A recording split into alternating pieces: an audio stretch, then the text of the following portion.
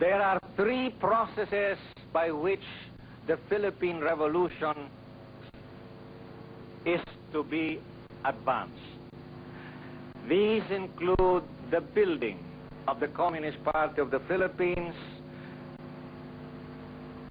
the building of the new People's Army, and the building of the National Democratic Front. The Communist Party of the Philippines was established on December 26, 1968 as the Marxist-Leninist vanguard party of the working class.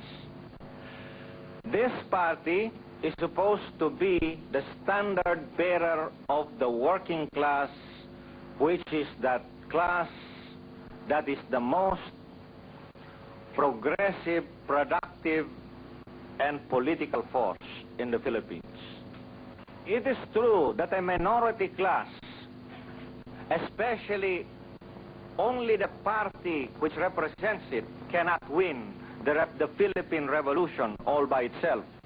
At any rate, even while there are the forces of armed revolution, there are the legal democratic forces in the Philippines.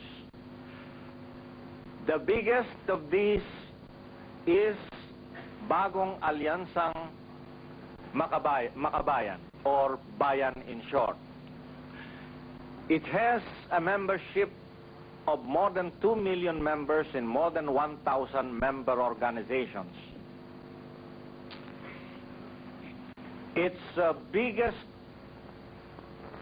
component organizations are Kilusang Mayo Uno, which is the labor center, the Pambansang Kilusang Magbubukid, which is the Kilusang Magbubukid ng Pilipinas, or KMP, Gabriela, the Women's Alliance, League of Filipino Students, Alliance of Concerned Teachers, Cadena, and so on. As I have earlier pointed out, Partido ng Bayan, founded last August 30 and 31, was an outgrowth of Bayan, the big coalition.